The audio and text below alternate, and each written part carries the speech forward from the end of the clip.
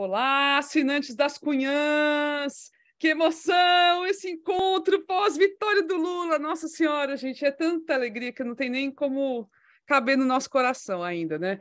E por mais que esses doidinhos estejam tudo endoidando aí, fazendo as besteiras, a gente não tem que perder essa alegria no nosso coração. Lula ganhou, e isso é o mais importante de tudo, sabe? E é isso que a gente tem que festejar mesmo.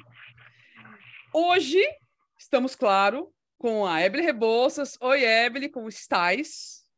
Tá na hora do Jair, tá na hora, mulher. Tô ainda saboreando essa vitória, né? Inclusive, hoje tive numa festa, né, de comemoração, e estava tão emocionada, além de animada, tocou aquele samba lá da Mangueira, né? Mangueira, tira, né? Gente, eu fui às lágrimas, porque realmente é uma... Acabar a manga quando eu choro, né?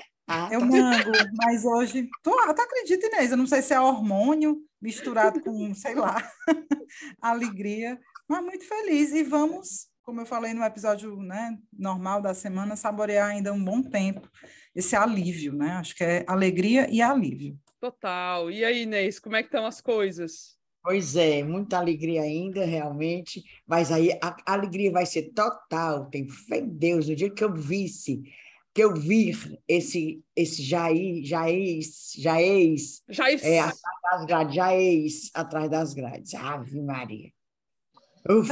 Será que veremos, né? Pois é, hoje teremos... Não, é só um sonho de uma noite de verão. Não sei. Ele fora do palácio, né, do Planalto, da Alvorada, a gente já vai ver, já. Agora o resto, vamos ver, né? Agora, para falar um pouco disso, de tudo que está acontecendo nesses últimos dias, a gente vai ter um convidado. E eu quero muito que a Inês Aparecida faça as honras da casa, já que ela convidou e ela pode, né, fazer isso da melhor maneira possível. Inês, a palavra está contigo. Menina, o Márcio Aguiar já falou para a gente em agosto de 2021, mas não foi assim a gente ouvindo a voz dele, não. Eu peguei umas informações com ele, falei aquela maneira indireta. Ele mesmo, assim, ao vivo, em cores com a gente, nunca esteve. Márcio Aguiar é bacharel em Direito pela Universidade Federal do Ceará e especialista em Direito Administrativo pela Universidade Cândido Mendes. É pós-graduando em Direito Digital e Proteção de Dados, certo? É consultor jurídico, procurador e é procurador do município de Maracanaú. É ex-presidente e fundador da Associação dos Procuradores do município de Maracanaú. Secretário-geral da Comissão da Verdade, Memória, Justiça e Defesa da Democracia da OAB Ceará. Menina, tanta da coisa, e membro da Rede Nacional das Advogadas e Advogados Populares. Quer mais? Não, tá bom, né? Não, ele é marido da Ingrid, eu acho que é importante... Marido da Ingrid. Ele vai dizer aí. Oi, Márcio, tudo bem? E torcedor do Ceará, viu? Ai, torcedor do Ceará. Maria, cala a boca. Senão a Eve vai brigar contigo. Não, eu tô super solidária aos torcedores do Ceará nesse momento. Juro para você, Márcio. Bem-vindo, viu? Obrigado. Bom, obrigado. Eu agradeço imensamente o convite quando a Inês me falou. Inclusive, ia ser na quinta-feira e eu vou viajar amanhã, não podia participar e fiquei muito triste. Até lembrei para ela daquele trecho lá do filme do Alto da Compadecida, em que a personagem diz assim: fico rico, fico pobre, fico rico, fico pobre, né? Eu fiquei feliz, fico triste, porque depois... Mas ela teve a possibilidade de marcar para hoje, eu me senti muito honrado em participar, porque eu sou fã de todas vocês aí. Certamente o podcast de vocês é assim, o que tem mais presença, o mais disseminado entre... Pelo menos na minha bolha, né? Das pessoas que têm uma visão crítica da sociedade. Então, a gente só escuta falar de vocês, né? Podcast das Cunhãs, vocês viram o episódio passado e tal. Então, eu conheci vocês a partir dessa divulgação espontânea das pessoas, né? Que decorre da qualidade de vocês, do conteúdo e tudo. Bom, e eu fico à disposição aí para a gente conversar. Eu até falei para a Inês de uma forma descontraída, evitando assim, um juridiquês para não ficar uma coisa muito chata. A gente tem aí também o Cristiano Terrian, que é um grande companheiro, um grande amigo da época do movimento estudantil, da UFC, eu fui na época do DCE, ele foi centro acadêmico da Faculdade de Direito da UFC, e ele também pode contribuir com o debate. E eu fico à disposição. Pois é, gente, é muito chique. E sempre naquela ideia de que, se você é de Fortaleza, se você está em Fortaleza, se você vive em Fortaleza, você está sempre à distância, pelo menos uma pessoa que você conhece alguém que você depois vai encontrar, enfim, todo mundo se conhece. E aí a gente tem aqui um dos nossos curumins, o Cristiano, que conhece o Márcio e que conviveu com o Márcio. Gente, Ave Maria, é assim, é desse jeito. Mas bora começar falando um pouquinho desse pós-eleição, porque a gente já imaginava, não era uma coisa surpreendente que houvesse algum tumulto, que houvesse uma negação por parte da turma do Cramunhão do resultado da eleição, né? A gente já imaginava isso, muita gente já falava dessa hipótese de golpe, enfim, tudo que a gente já sabia, né? E realmente está se efetivando de uma forma... Enfim, é até um pouco triste de ver algumas situações, meia dúzia fechando uma rodovia, às vezes tem mais gente, enfim. Hoje aqui em Fortaleza teve uma manifestação no centro da cidade que reuniu bastante gente, reuniu familiares do meu marido, por exemplo. Eu graças a Deus, não tenho familiares aqui, meus, que pudessem ir, mas se eu tivesse, iriam, sabe? Porque essa é a realidade das famílias, né? Os meus estão lá em São Paulo, talvez tenham ido por lá. Os daqui estão indo. Então, reuniu um bocado de gente, estão fechando rodovias, estão causando muitas situações terríveis. E o Jair veio a público e falou aquilo, né, Inês? O que foi aquilo, pelo amor de Deus? Eu acho engraçado, só voltando, mulher, fiquei tão chateada. Tem família do Fábio lá? Teve família. Tem. Meu Deus, a minha Nossa Senhora. Tem. Eu morria de vergonha, eu morria. É de morrer de vergonha, é de morrer, é terrível. A vontade que eu tenho é de passar lá. Eu estava conversando antes aqui da gente começar com a Denise Gugel, que é uma das nossas cunhazetes e assinantes, né?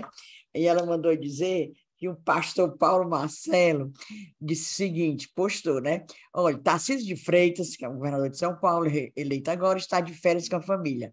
O Salles, aquele marginal que foi ministro do Meio Ambiente, né? Está em Paris. O Mourão, o general Mourão, eleito senador lá em Rio Grande do Sul, né? Mas é ainda o vice-presidente, vai fazer um jantar para o Geraldo Alckmin, na casa dele. No Jaburu, ali em Brasília, para apresentar a casa, né? O Palácio da Jaburu. O Lira, bandidão também lá de Alagoas, chamou o Lula para uma conversa, para uma reunião. Aí, esse pastor dizendo, né? Dando essas informações. Aí, no fim, ele bota, e você, seu babaca, de verde e amarelo, na chuva, apanhando da polícia. É mesmo. É uns babaca, né? Eu morria de vergonha se eu tivesse alguém da família ali. Mas, né, nem tudo que a gente quer. Mas eu achei o discurso, tu chama de discurso aquela fala do Cramunhão? Sabe o que eu me lembrei na hora? As minhas comparações, embora eu goste muito de ler, mas minhas comparações são bem infantis. Eu só me lembrei quando a gente era pequeno, que a mãe da gente mandava, vá fazer as pazes com o seu amiguinho, vá fazer as pazes com a sua irmã, que no caso meu não tinha, vá fazer do colega do colégio. Aí a pessoa ia, aí dizia assim, tá, desculpa, né? Mas não disse mais nada. Foi mesmo que o Cramunhão não disse o nome do Lula, não disse que aceitava a derrota, disse nada. Foi mesmo, minha mãe dele mandou do além, vá, diga lá, pega o microfone, diga que você aceita. Pronto. As medidas, protestos pacíficos, blá, blá, blá. Igualzinho, só me lembrei disso. Vá falar com sua avó, vá falar com sua avó. Aí a pessoa vai assim, de cabeça baixa, só resmunga ali e pronto. Para mim foi assim. Bom de peia. Bom de peia, mesmo é isso. Não poderia ter havido metáfora da situação melhor do que essa, não, Inês, mulher, tu não existe. Não é? Bem imbecil, mas é essa. Poderia ter sido assim, os autores, mas não, foi assim. Pois, Inês, olha, eu confesso que eu esperava coisa muito pior, muito pior. Eu juro para você que eu achava que ele ia esticar a corda, inflamar, né? Assim, tem várias leituras, né? Tem gente que faz uma leitura de que ele incentivou as pessoas a continuarem na rua, mas eu juro a você que quando ele diz que não concorda com esse nível de manifestação, e aqui eu estou dizendo, estou fazendo uma leitura a partir do discurso dele. O que eles estão articulando por fora, por trás, isso daí Eu tenho certeza que está havendo, esse pessoal está sendo instigado a estar na rua fazendo isso.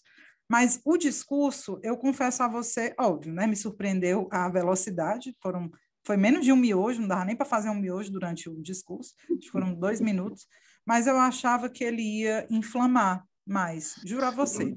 O que ainda me deixava de pé atrás, não, eu estava achando que ele ia inflamar, mas depois comecei a repensar, porque ele fez uma tentativa de conversa com o STF, né? Ele tentou uma conversa, já tentar ali fazer algum tipo de acordo, porque com certeza, e a gente vai discutir isso com o Márcio, quem tem C tem medo, então eu acho que ele deve estar se articulando para ver alguma anistia aí para ele, para os filhos. Então, quando eu soube dessa história de que ele estava tentando um encontro com o STF, não, então pode ser que ele não distensione um pouco. Mas, assim, eu fico com a sua análise de que... E, assim, quem esperava que ele ia reconhecer, perdeu tempo, né? Reconhecer, falar do Lula. Não, falou só aquilo ali de que tem que não concorda com aquelas manifestações, falou nas injustiças da eleição, e aí leia-se, né? Leia-se uma suposta parcialidade do Supremo, do TSE. Não falou a palavra ilegalidade, se eu não estiver enganada, ele não falou em ilegalidade, falou em injustiça. Ou injustiça. E aí eu acho que as palavras têm peso, a escolha das palavras tem peso. Então, para terminar, acho que no limite do que se esperava de pior, esse discurso até que foi razoável. Não sei se vocês concordam. Não, e assim, rolou o discurso e logo depois ele teve a reunião com o Xandão e companhia. Teve alguns ministros, Gilmar Mendes, e aí eu vou passar a bola para o Márcio para entender isso, né? Porque a gente sabe que a justiça, ela tem uma ideia, paira sobre a justiça uma questão muito, assim, objetiva, a questão da lei, da aplicação da lei, né, imparcial e tal, mas tem uma questão política muito forte também, não dá para deixar de lado, né? E aí eu queria que, assim, na sua opinião, o que significou essa conversa depois do coiso, né, do Cramunhão com esses ministros, e se há chance realmente do Supremo deixar de quieto, deixe quieto esse doido aí. Porque, aliviar, assim, né? Aliviar, passar, né, deixar um... O que você acha, assim? O que você pensa? Bom, primeiro em relação ao pós-eleição, né? Se me permitam dar minha opinião. Com certeza, com certeza. Eu acho assim que, na verdade, esse silêncio do Bolsonaro, esse período que ele ficou calado, ele estava esperando, articulando algum tipo de apoio. E ele estava esperando ver qual seria o apoio que teria, né? Então, ele fez um recuo estratégico para fazer um apanhado geral e da sua força, da real dimensão da sua força. Então, eu acredito que se ele tivesse condições objetivas, ele se insurgiria contra o resultado. Ele aguardou, tentou articular, como não houve adesão, né, das instituições, dos chefes dos poderes, né, principalmente dos comandantes das forças militares, ele se viu obrigado a fazer aquele discurso pro forma, né? Reconhecendo, na minha opinião, ele reconhece o resultado da eleição, embora da forma como a Inês falou, né? Há muito contragosto. Ele não cita o nome do adversário que o venceu, né? Diferente, por exemplo, do Haddad, quando foi derrotado em 2018, e em seguida reconheceu a derrota, desejou sucesso ao presidente, né? Numa atitude bastante republicana, né? Como você disse, o Bolsonaro sequer citou o nome do Lula, o que me lembrou também um outro discurso em que o nome do Lula não foi citado, que foi o do Ciro, né? E assim, não acabam por aí, na minha opinião, as semelhanças dos dois no processo eleitoral de Ciro e Bolsonaro, mas essa é uma outra conversa. Mas é só dizer que o Lula é uma ideia tão forte que o nome dele ser pronunciado tem uma força gigantesca, então eles não fazem, né? Verdade. Aí, assim, só, Márcio, só fazendo um adendo, né? De dignidade, né? De pessoas dignas. Estava vendo hoje o discurso do Obama logo depois da vitória do Trump, né? Porque o sucessor do Obama não foi o Trump, gente. Vamos lembrar disso. Ele não conseguiu fazer o sucessor dele dos democratas. E foi um discurso belíssimo. Foi falando assim, gente, isso é a democracia. A gente pode não estar feliz agora, mas isso é a democracia. A gente tem que querer que o país vá bem, temos que torcer para que tudo dê certo, e a gente tem que se reerguer e tal. Não é porque a gente não deixou de fazer alguma coisa, a gente fez o que pôde, mas agora a gente tem que fazer mais. Sabe, achei bonito o discurso dele e, assim, seria uma coisa inimaginável pensar que o Bolsonaro pudesse fazer algo parecido. É impossível. De jeito nenhum. Nem o Ciro. Concordo com o Márcio. Foi ridículo aquele do Ciro. E eu depois aquele apoio que foi numa quarta-feira, 4 dias antes da eleição, aquilo foi outra coisa vergonhosa, mesquinha. Para mim, ali tem um adjetivo, mesquinhez. Mas voltemos ao assunto. Voltemos ao Márcio. Diz, Márcio, continua, perdão, interrompemos. Não. Inclusive, lembrando, Inês, o Ciro ele inventou a fuga virtual para Paris, né? Ele não fugiu para Paris, né, fisicamente, mas assim o fez. Ele foi! Também. Né? Deve ter ido, né? Deve ter ido para lá. Ele foi, voltou. Dessa vez deve ter sido virtual, mas ele enfim, estava em algum canto bem bom. É verdade. Bom, em relação à reunião com o STF, eu acredito, Camila, que foi uma tentativa de começar a fazer o filme dele, né? Que está muito queimado junto ao STF. Eu acho que, falando sobre o STF especificamente, eu acho que nós tivemos nessa eleição alguns heróis improváveis, né? Além da militância, né, a militância organizada do PT, que é muito forte, mas nós tivemos uma grande adesão à campanha, que foi o Janones, né, que ele, de fato, durante toda a campanha, depois que o Janones aderiu à campanha do Lula, eles não se sentiram à vontade como se sentiram, né, em 2018 nas redes sociais e nas mídias sociais. E no segundo turno, especialmente, todo o segundo turno foi pautado pelo Janones, se você prestar atenção, né? Eles ficaram na defensiva. O outro herói improvável desse processo, que vem de mais longe, é o Alexandre de Moraes, porque eu não nutro muita simpatia, é verdade, né? Mas, de fato, ele, a meu ver, ele foi quem conteve o golpe, né? Eu acho que no plano geopolítico internacional, a primeira vez que eu fiquei um pouco mais tranquilo em relação ao golpe foi quando o chefe do Departamento de Estado norte-americano declarou que não havia mais espaço para golpes na América Latina e que deveriam ser respeitados os resultados das eleições, né? Coisa que os Estados Unidos não costumam fazer, né? Porque ele é o país que mais promove golpes pelo mundo, né? Verdade. Mas para a gente ter um golpe no Brasil, precisaria certamente de apoio dos Estados Unidos, né? E num plano interno, eu acredito que a firmeza do Alexandre de Moraes e uma certa malícia em perceber o tabuleiro de xadrez, né, que eles estavam armando, eu acho que foi o que segurou. Tanto que quando o Alexandre de Moraes ele começa a tomar atitudes mais incisivas em relação ao inquérito das fake news, né, ele chama o Temer, o Bolsonaro chama o Temer para conversar, para tentar articular algum tipo de apaziguamento, e ele não consegue. Como ele não tem capacidade de articulação, o Bolsonaro é um sujeito de contenda, né? Ele não tem capacidade de articular, gosta de conflito, né? Gosta de conflito, então ele não conseguiu. Mas, de fato, eu acredito que o Alexandre de Moraes foi um herói improvável nessa reta final. E, assim, em relação ao tema que você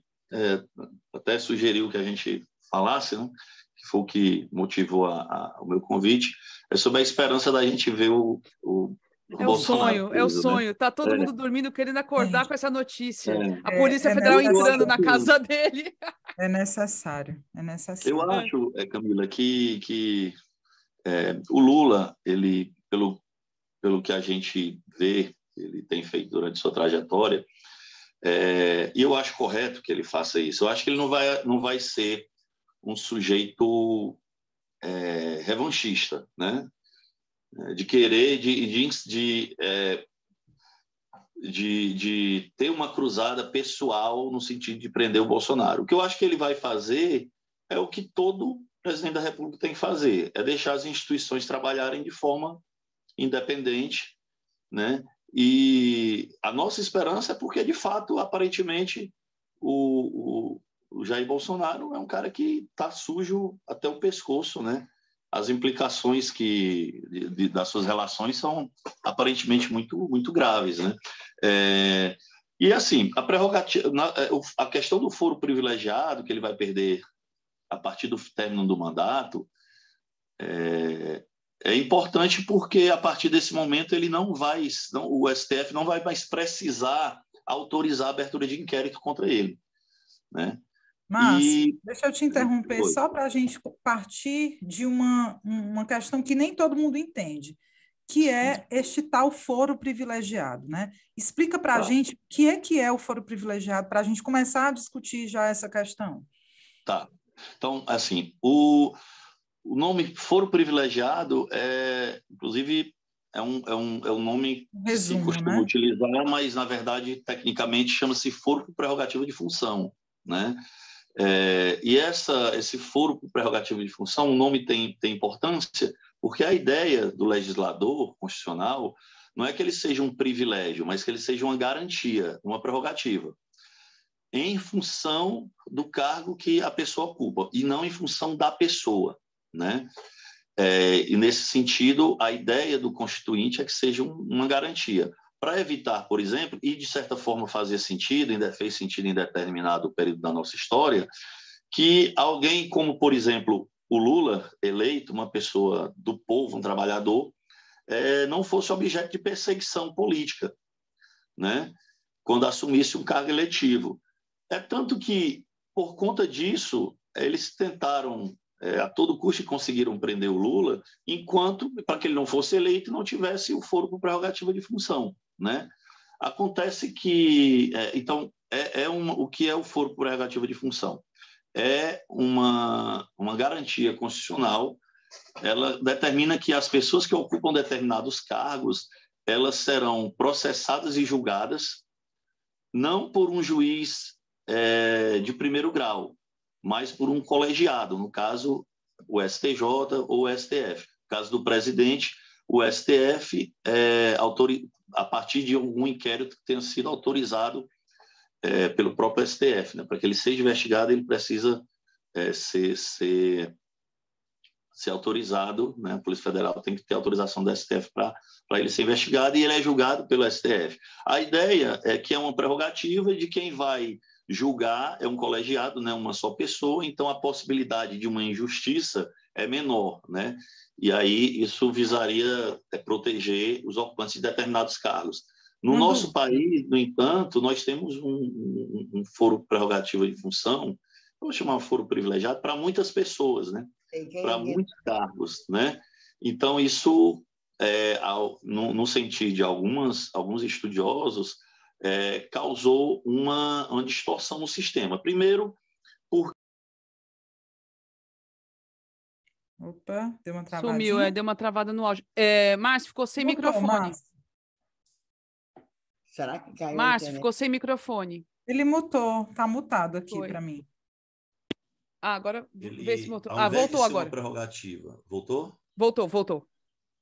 Pronto.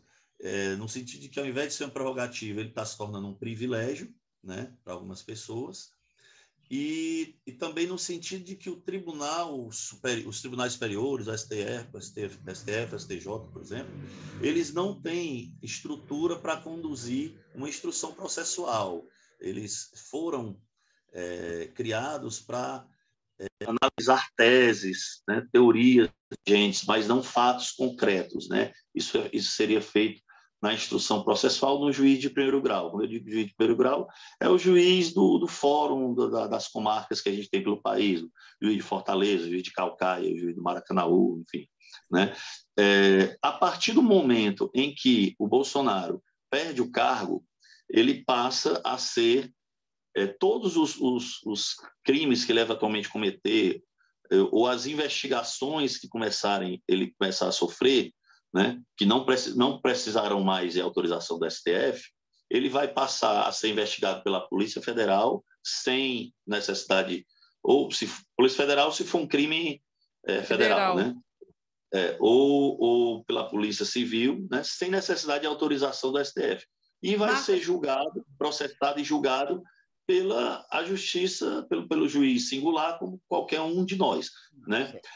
Os processos que já tramitam, ele tem, na verdade, atualmente, quatro inquéritos, né?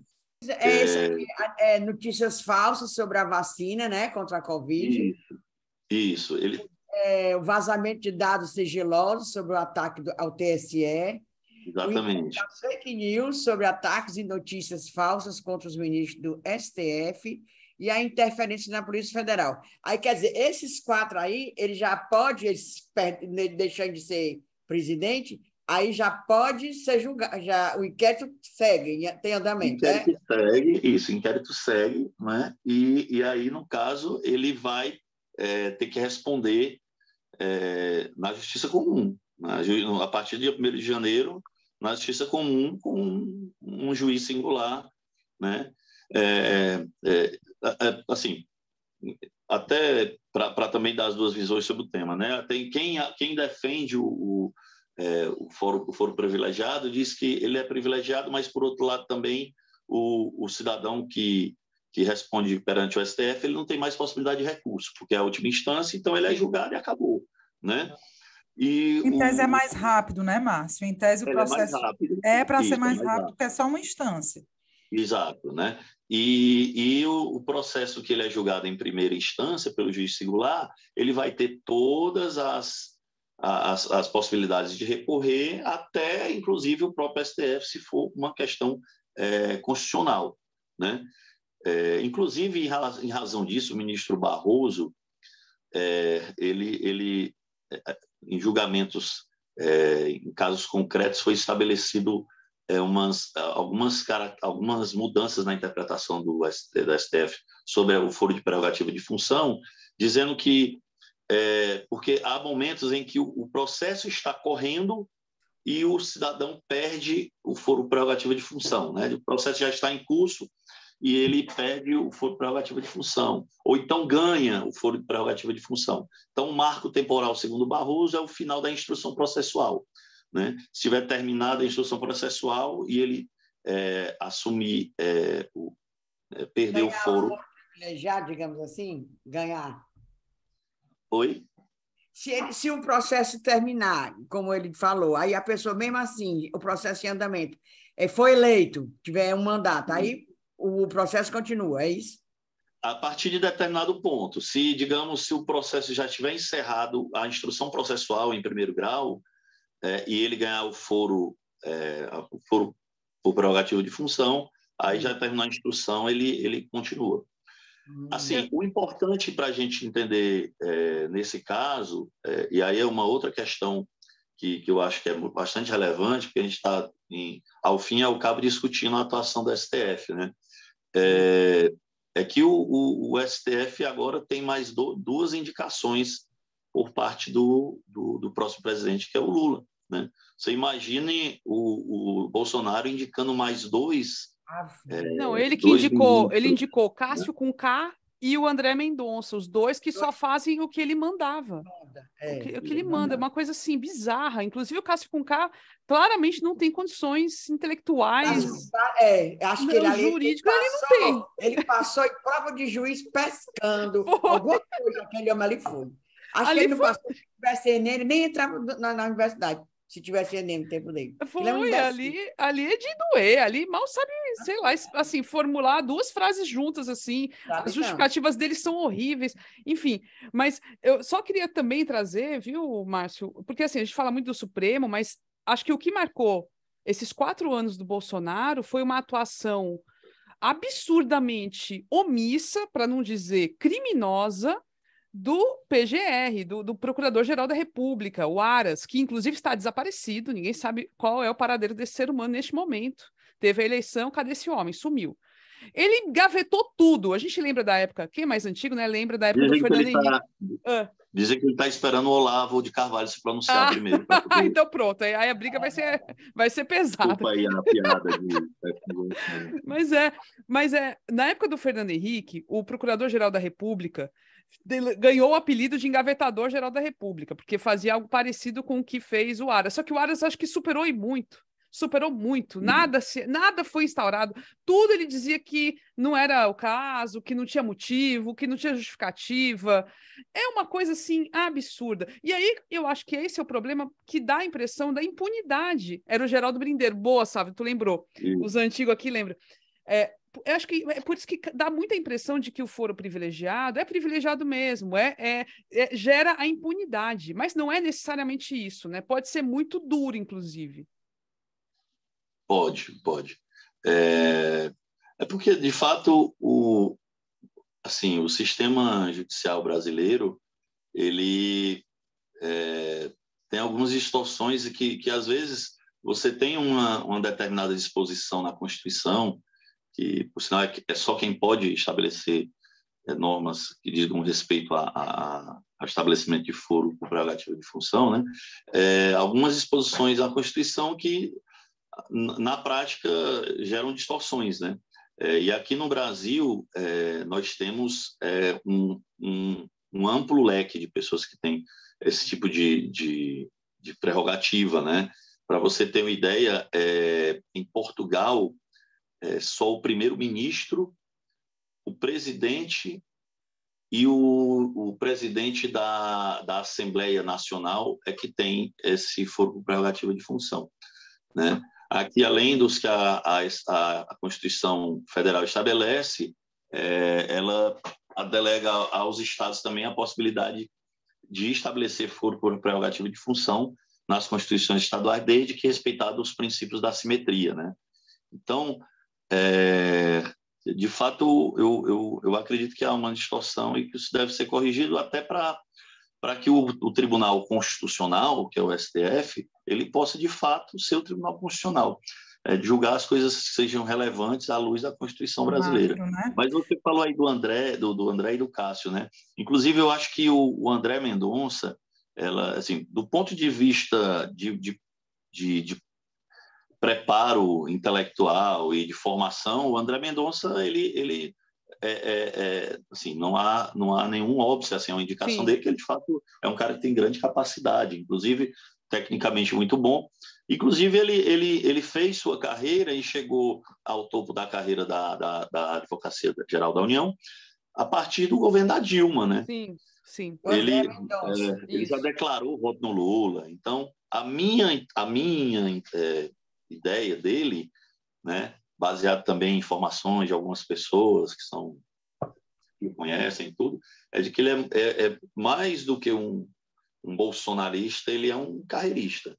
Então assim, tem jeitinho. eu acho que né? ele fez por onde chegar ao STF, mas eu não sei se ele tem essa não sei, posso estar enganado, não sei se tem essa fidelidade toda ao Bolsonaro. O Cássio, eu acho que tem.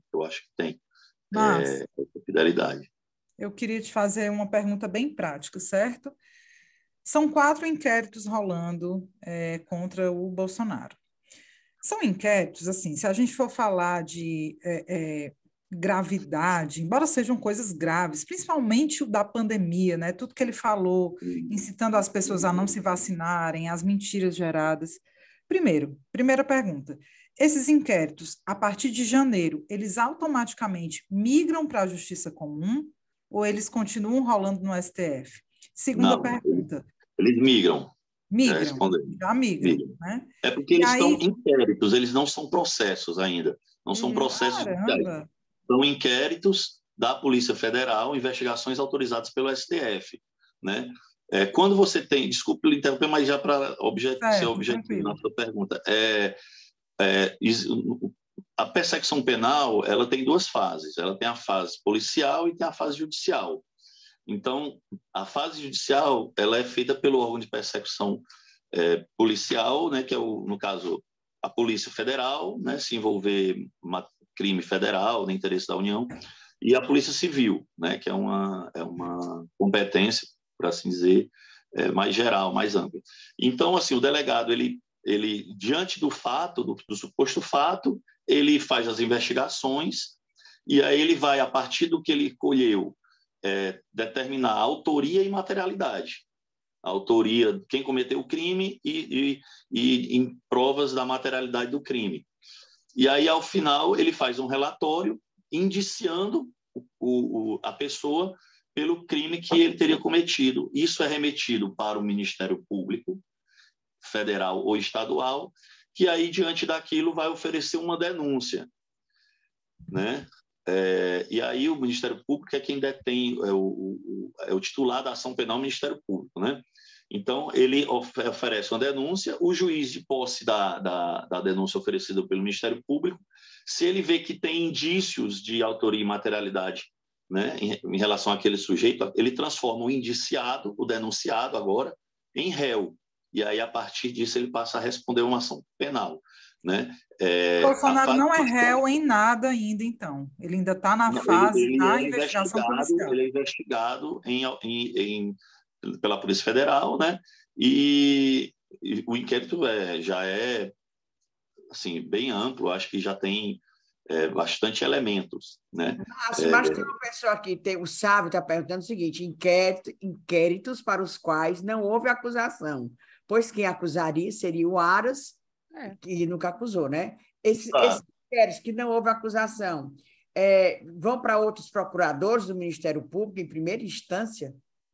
O Sábio que está perguntando. Não sei se você a partir do momento em que ele perde o foro prerrogativa de função, não é mais o Procurador-Geral da República que tem que oferecer a denúncia contra ele, não.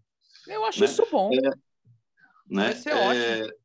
Agora, sim, é importante as pessoas entenderem, por exemplo, essa repartição das competências, né, da fase policial, da formação da culpa, né, e na denúncia pelo Ministério Público, porque, por exemplo, quando se fala, no caso do Lula, né, ele foi inocentado, anularam as sentenças dele e tal, mas, na verdade, ele foi condenado o processo prescreveu, foi por isso que ele não foi condenado. Na verdade, há prescrição em alguns processos do Lula, por exemplo, só pincelando para vocês verem a importância disso. Mas, por exemplo, há processos em que a denúncia, depois de ter mudado a competência, o juiz que pegou a denúncia do Ministério Público, né, que foi reoferecida, né, o Ministério voltou a oferecer a denúncia, o juiz não viu nenhum indício e ele sequer recebeu a denúncia. Uhum. Então, ele já foi nem aceitou, né? Então, por isso que é importante entender o papel do Ministério Público. O Gustavo lembrou bem aí, né? O Geraldo Brindeiro era conhecido como engavetador-geral da República, porque ele realmente engavetava os processos, ele não dava andamento em nada, né? E o Aras ainda é pior, porque assim, ele inclusive, ele utiliza de artifícios, né? Que são...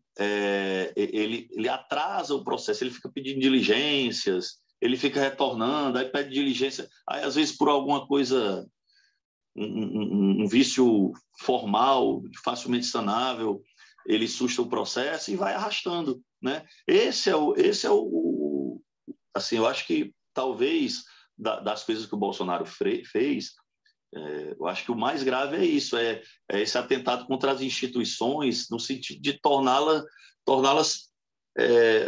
assim, instrumentos pessoais dele, né? Você vê, por exemplo, a reitoria das universidades federais, né? A questão de você sempre respeitar a lista tríplice, a eleição que é feita dentro pelos discentes e docentes e tudo. Aqui na Federal do Ceará, por exemplo, colocou o Cândido, né? Exato. Então, assim, o cara não é contra 9 mil, quase do 8 mil do primeiro colocado. Deixa eu só comentar. Você fica a serviço daquela pessoa que fez um favor a você, né? Então, quando o Aras foi colocado lá sem essa... Também não teve essa deferência. Ele foi fora da lista, né? Foi fora, né? Então, assim... Totalmente. Uma coisa que qualquer detrator do Lula, se ele não reconhecer uma coisa que eu vou dizer agora, ele é absolutamente fora da realidade. Porque, assim, o Lula criou a Controladoria Geral da União, Portal da Transparência, o Lula fortaleceu a Polícia Federal, fortaleceu o Ministério Público Federal, fez concurso para esses órgãos, né? A Polícia Federal, antes do governo Lula, faltava gasolina para as viaturas, né? E durante o governo Lula, eu tenho amigos que são da Polícia Federal, inclusive que não são lulistas, não são de esquerda e tal, mas dizem, Márcio, é uma coisa a que se reconhecer, nunca houve nenhuma interferência da Polícia Federal de Lula nem de Dilma. Se quisesse um delegado que tivesse indícios, né, de alguma ilegalidade, quisesse investigá-los, investigaria, ou as pessoas próximas a ele, entendeu? E o Bolsonaro, ele usou a Polícia Federal da forma que ele quis para os seus próprios interesses. Você viu aí essa questão, por exemplo, da Polícia Rodoviária Federal, né? Você vê a importância da eleição de Lula. O superintendente da PRF, ele vai responder um processo administrativo, né? Mas eu tenho certeza absoluta que ele só vai responder esse processo administrativo porque o Lula foi eleito. Porque senão não ia nada. Nem no outro dia ia ser normal. Não, e já teve até... Ele teve uma situação que foi colocada em sigilo de 100 anos aí, relacionado também ao PGR, não ao PRF aí, faz um tempinho. Enfim, total. Aí, só vou deixar aqui ler os comentários alguns comentários aqui da galera, porque são muito interessantes. O Sávio comentou que acha que o Alexandre de Moraes foi esperto ao não prorrogar o horário do término da eleição, porque senão ia dar uma confusão danada, questionamento da legalidade do pleito, ia dar uma merda. Camila, sim. Desculpa, pronto, é isso que eu ia concluir, o comentário do Sávio foi absolutamente perfeito, porque eu tinha até anotado e tinha esquecido de pontuar. Eu acho que o Alexandre de Moraes ele teve uma percepção muito... Ele teve um tirocínio muito grande, porque, assim, eles provocaram uma situação a partir daquela questão lá da Polícia Rodoviária Federal, né? Da realização das blitz e para fiscalização de irregularidade de veículo, enfim, para impedir mesmo as pessoas de participarem, né? De votarem. Efetivamente, eu acho que houve prejuízo, as informações que a gente tem é de que houve prejuízo, pessoas que não votaram, né? Mas o que foi feito, né, que eles planejaram era que o Alexandre de Moraes morderia essa isca e diria, teve prejuízo, então vamos prorrogar, ou se for o caso, até depois cancelar, eles tentarem adiar e tal. E ele não mordeu a isca. Foi. Ele sabe que teve prejuízo e disse, não, correu tudo normal. Até o PT mordeu essa isca, porque o PT pediu para adiar, né? Eu fui uma que disse, tem que adiar. Não, mas tá certo. Olha, naquele momento... Gente, mas a gente só está dizendo que está certo porque a gente ganhou essa eleição. Sim, mas era isso, Se tivesse perdido, ia ter que lutar contra isso depois, mas... Na hora que o Xandão devia estar pensando isso, no mesmo horário eu estava lá na casa do Renato falou com o Preto Zezé. Preto Zezé, acho que ele, não sei se ele estava aqui, eu estava lá em São Paulo. Ele está morando em São Paulo, né?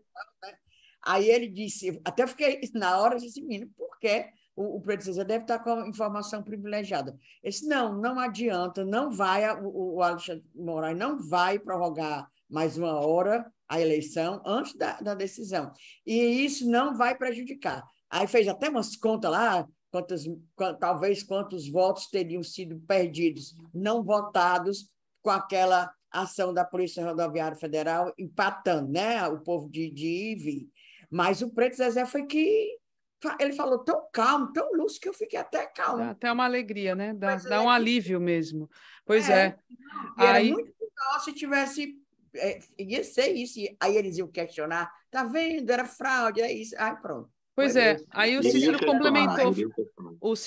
Foi o Cícero que comentou aqui, falou assim, o Leonardo falando assim, e ainda bem também que ele não tomou nenhuma medida mais pesada contra o diretor da PRF, porque também era outra coisa para engrossar o discurso da censura e tudo mais que a gente está vendo. Mas beleza, a gente entende tudo isso, né? Essas decisões que, enfim, o Xandão tem que tomar Porque está na corda bamba mesmo. A gente não está num ambiente normal, a gente não está sob um governo super democrático, muito pelo contrário, né? Então, esse jogo é bem no limiar, né?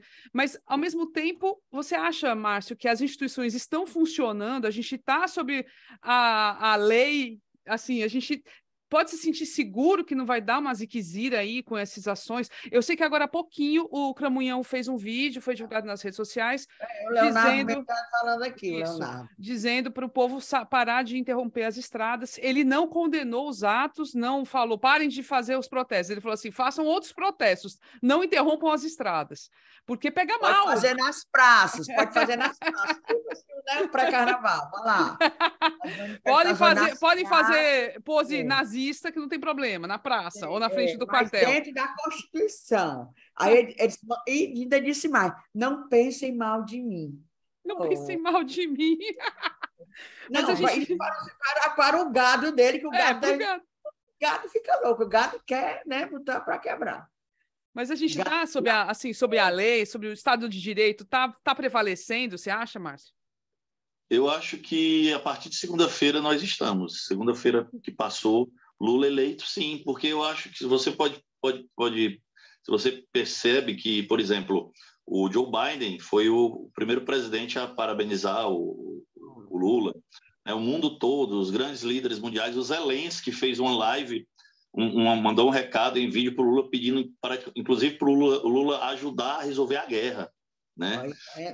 Você viu que o dólar caiu e a bolsa subiu. Foi. Então, assim, tá todo mundo...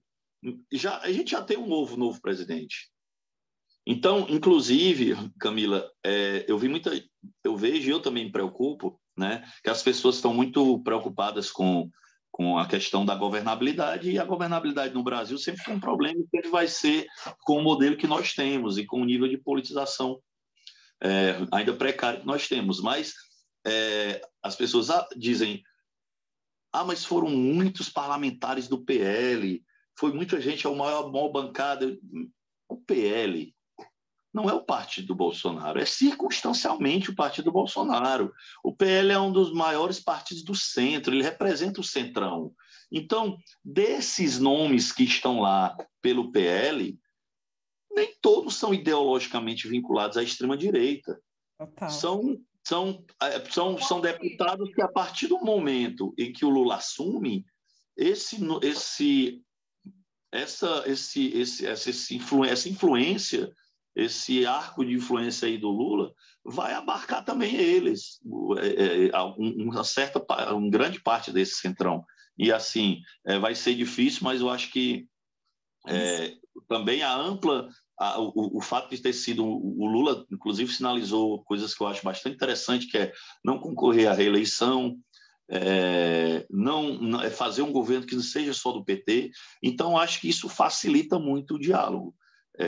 Eu acho que a gente tem uma boa perspectiva aí, mas tem que ter paciência, né? Porque o rombo da reeleição aí, o custo da tentativa de reeleição do Bolsonaro é de quase 30 bilhões, né?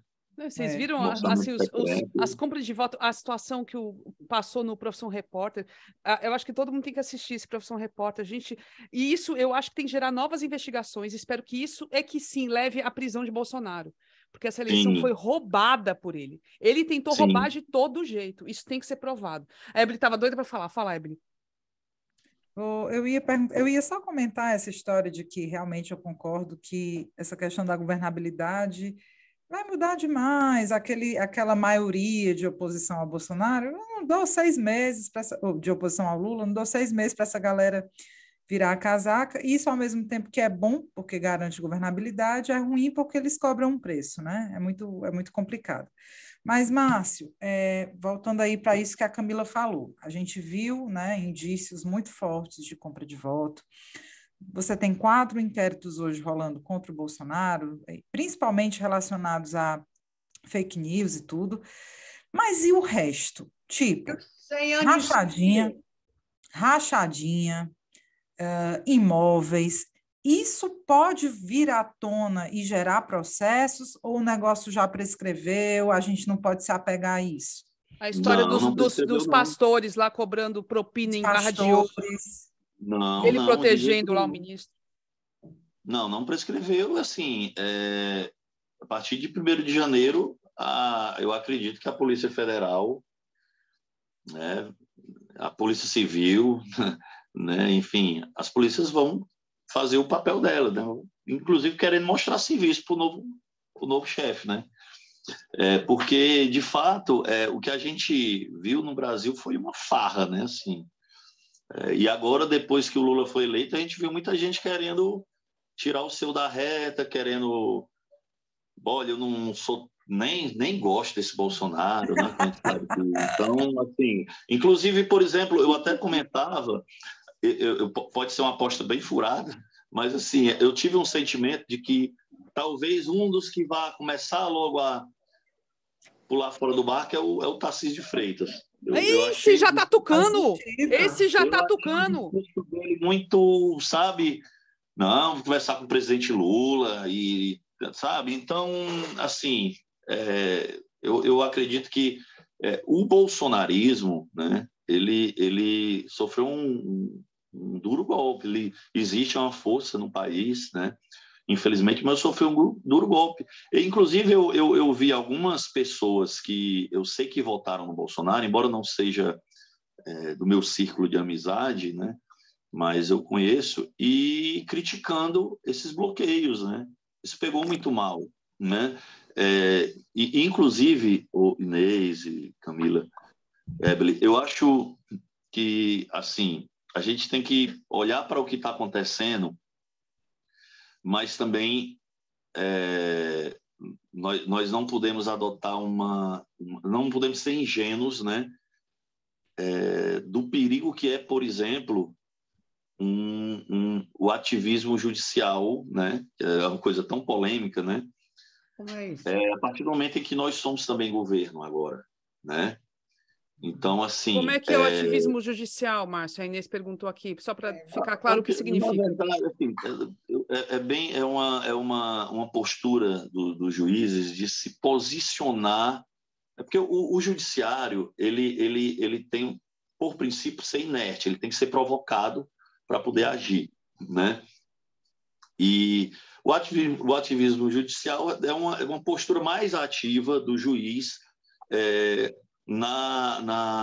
no sistema de justiça, né? Então, É o assim, Sérgio Moro, né, Márcia? É o que o Sérgio Moro fazia. pronto, é o que o Sérgio Moro fez muito, né?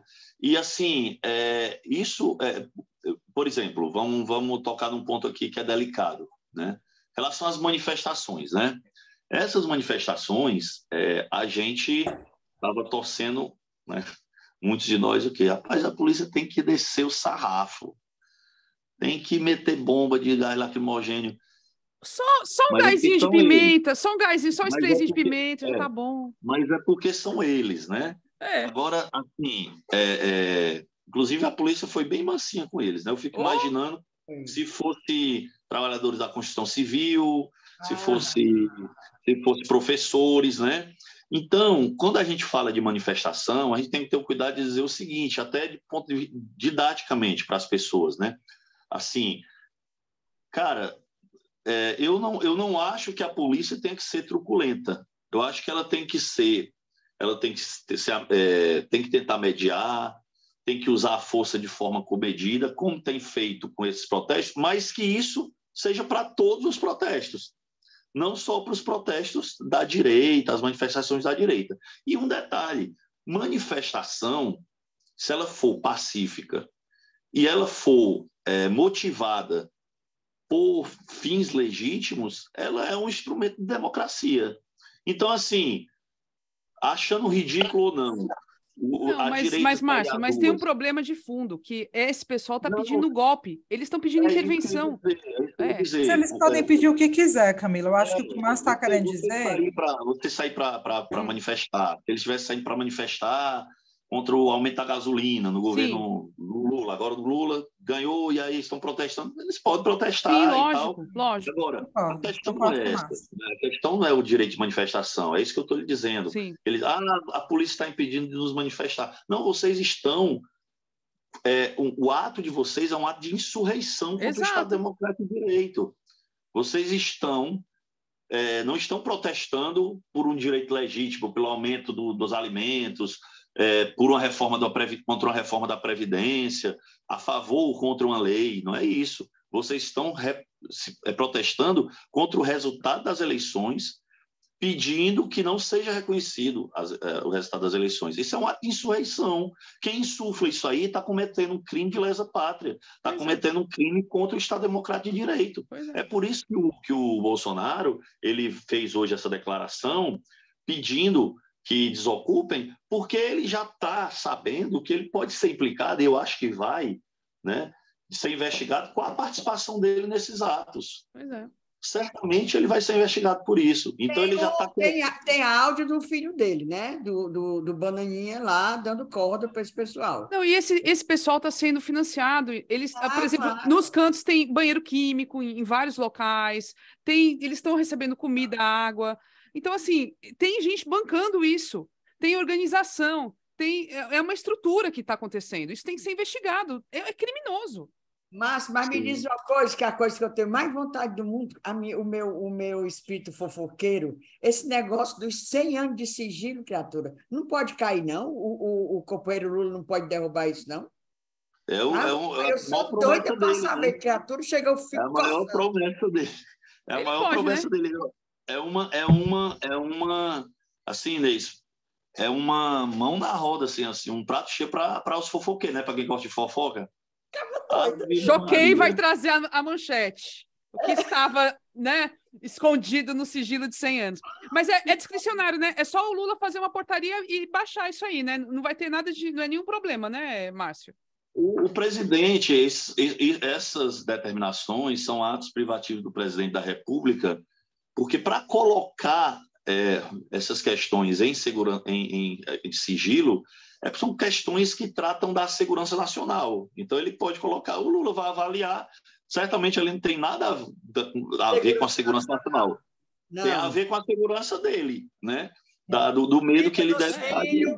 Carteira de visita dos filhos, o carteira da vacinação, por quê? Não, eu quero saber tudo. Quem estava no palácio... Inês, quando for quebrado o sigilo, vocês têm que chamar o Marcos Didio para falar sobre as fofocas dos ossados. Quais são os segredos do... Não pensou em a gente descobrir que Carluxo, Bolsonaro, Michel foram os primeiros a tomar a Coronavac? Olha aí. Sessãozinha no braço, Coronavac, a chinesa. Isso é bom demais. É uma aposta que eu tenho, que vai mais desmoralizar e vai fazer os bolsominions surtarem, é isso aí, quando eles verem que eles não foram os primeiros a se vacinar. Claro que são. É bom demais, ele deve estar com gente, ele deve estar muito desesperado. Assim. Não fibra ótica, nada. Não passa fibra ótica. Não, gente, eu acho que vai ter coisa mais assim, sério, mais escabrosa, né? Assim, eu acho que uma das coisas que nós não podemos nunca esquecer, o Sávio Cunha que está nos assistindo aí, ele sempre bate nessa tecla e é uma coisa que tem que ser lembrada, que é a Marielle. Esse é o caso mais total. Né? E ela não pode ser deixada para trás. E eu acho que a eventual ligação de alguém ligado ao Bolsonaro nesse crime, né, tem que ser investigado. Né? Não estou dizendo que ele está implicado nisso, mas tem que ser investigado. Eu acho que todos os esforços da República Brasileira que puderem ser colocados para descobrir quem matou a Marielle e quem mandou matar a Marielle, né, tem que ser aplicados, né? Com certeza. A ligação, qual é a ligação do Bolsonaro? Há alguma ligação do Bolsonaro com as milícias, de fato? Né? Qual é essa ligação? Isso tem que ser investigado, né? Por que, por exemplo, o Bolsonaro... isso não é um caso de investigação, mas um indício, né? Por que o Bolsonaro foi votado assim, tem uma maioria esmagadora acima da média do próprio Rio de Janeiro nas áreas dominadas por milícias? Pois é. Né? Então, Assim, tem muita coisa que eu acredito que tem que ser investigada e que eu acho que uma Polícia Federal, sem a interferência do que ele tinha dele, eu acho que vai chegar bem longe nessas investigações. Eu ia buscar a facada em 2018. Eu ia buscar Também. a facada. Mas essa acho que não vou mexer mais. Mas, olha, eu acho assim, fora brincadeira e essa história de fofoca, que realmente eu adoro, ao contrário de Isolda Serra, mas não é isso, não. Sabe o que é que eu me lembro, Márcio? É o seguinte, como foi feita a anistia depois da ditadura militar. Passaram pano em torturador, passaram pano em assassino, passaram pano de sargento a general, passaram pano, e o que foi que a gente viu? Isso que está aí hoje. Esses imbecis aí nas praças pedindo a volta de ditadura e intervenção federal. Está entendendo? Não é por causa de fofoca, não. Eu quero é que investiguem, não passe pano na cabeça desses, ia dizer filho da puta, mas fica chato, desses marginais, desses criminosos, por isso, porque, na Argentina não acontece isso, não, as anistias, lá a gente sabe quem é que foi torturador, fica pra... Agora aqui não, para não acontecer, a gente tem um presidente como esse safado aí, que fica elogiando, exaltando um torturador como aquele Ustra. É isso que eu quero, que seja... busque tudo, tire as capas, as poeiras, desenterre os crimes desse desgraçado, por isso, é pelo futuro. Exatamente. Você tocou num... Palmas para a Inês, muito bom, subscrevo.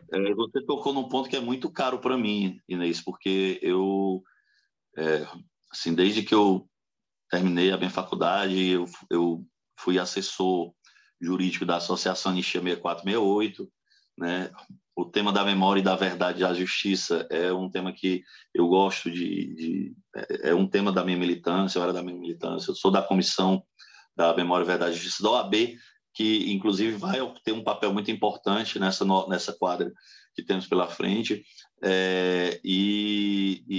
enfim, é um tema que é muito caro, da justiça de transição. Você tem toda a razão. Eu falava ontem para um amigo que o que nós estamos vendo hoje é fruto de um processo de anistia mal feito, né?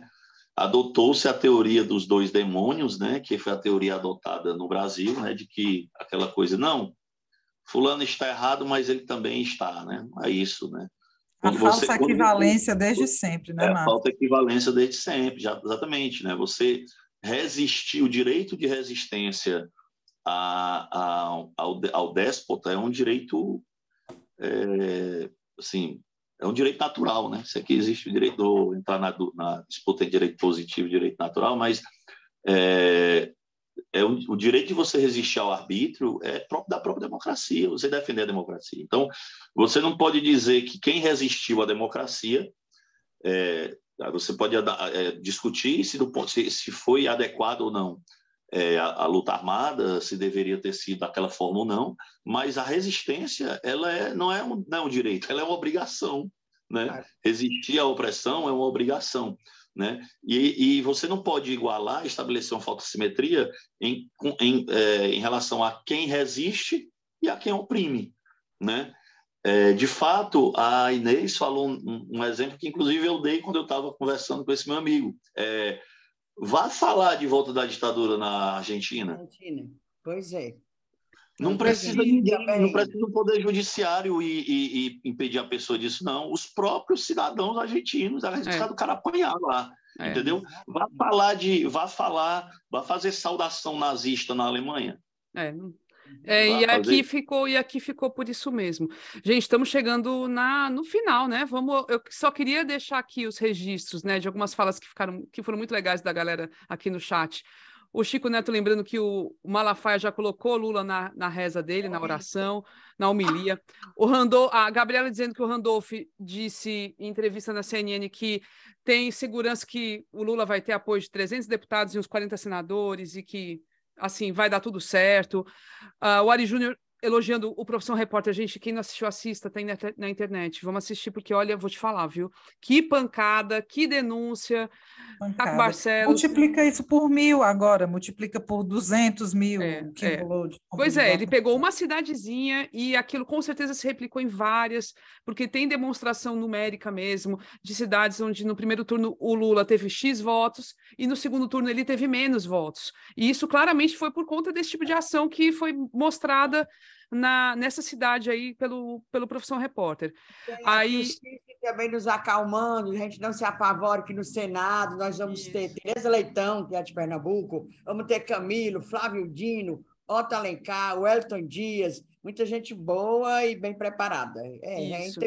Quem só se lembra do outro lado, isso. Nojento, né?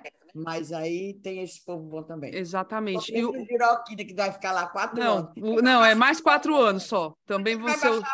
Vai baixar a bola. Os últimos 4 anos dele. O Cristiano Terrien falando que vai ter uma questão, todos esses processos, investigações indo para as primeiras instâncias, tem muita coisa séria, muita coisa pesada, a estrutura das primeiras instâncias também é pobre, é problemática, tem dificuldades, né? E também é muito caso de corrupção, até essa coisa do orçamento secreto, gente. Então, assim, está antevendo aí, né, a necessidade de um esforço muito grande, mas com dificuldades. Não fizeram força-tarefa para condenar o Lula? Pois é. Força-tarefa também.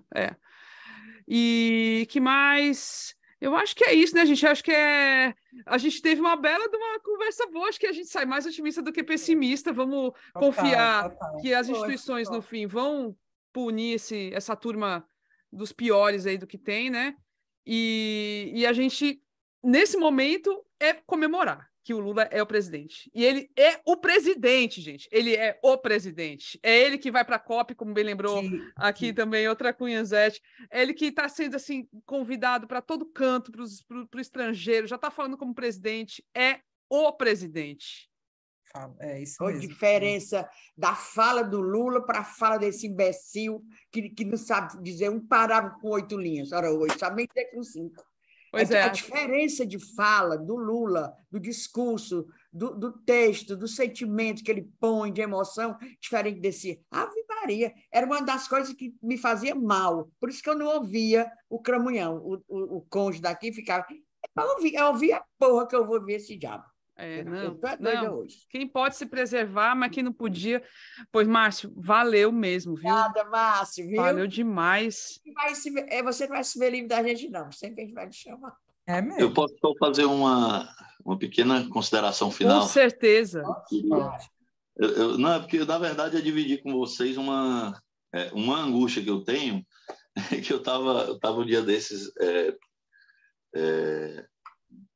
no metrô, né, e pensando, rapaz, esses loucos, eles são capazes de tudo, assim, eles estão absolutamente insanos com a possibilidade não, com o fato de que o Lula vai assumir em 1º de janeiro, né?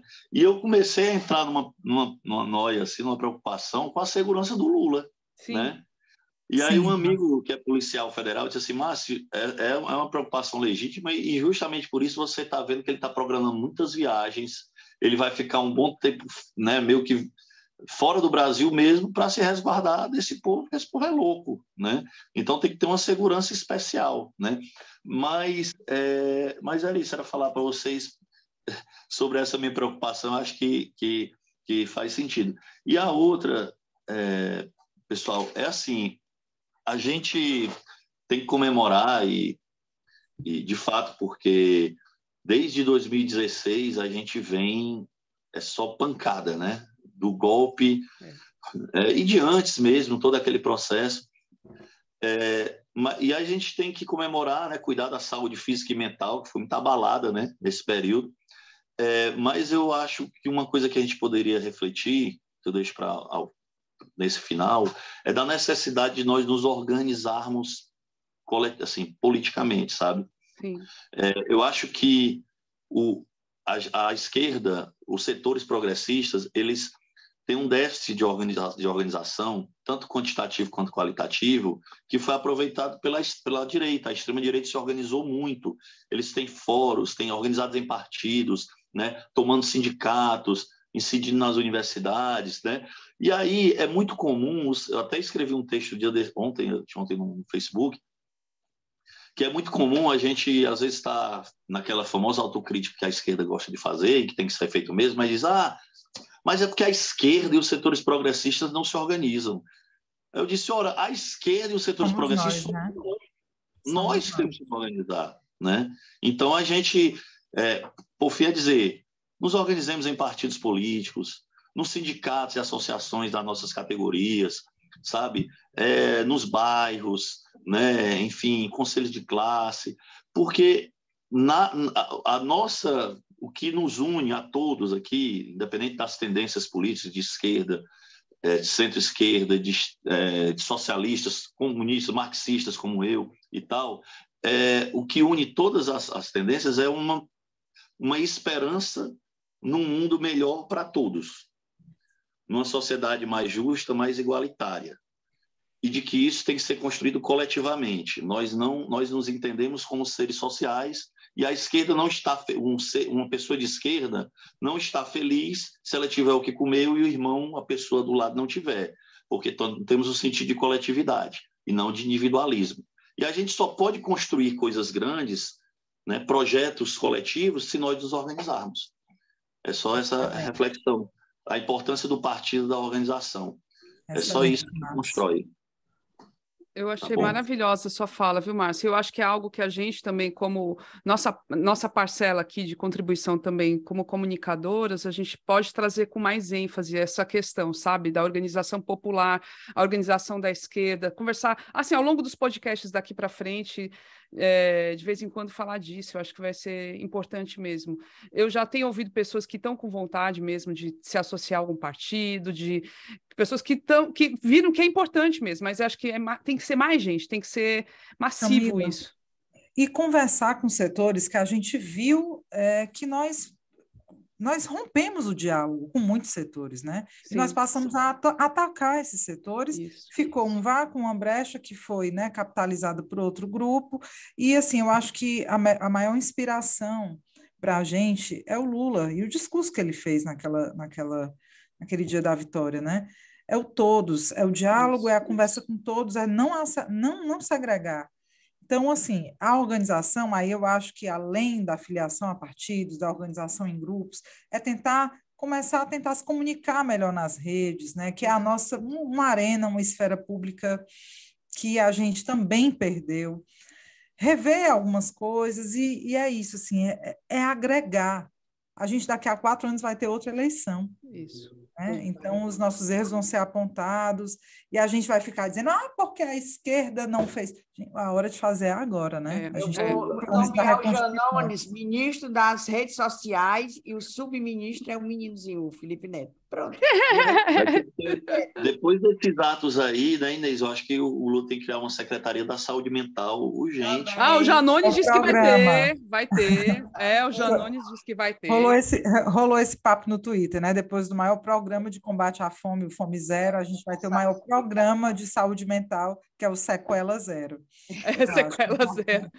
Pois, pois vamos nessa. Vamos encerrar, valeu demais, gente. Olha, é tanta gente hoje que ficou em duas páginas aqui de imagenzinhas.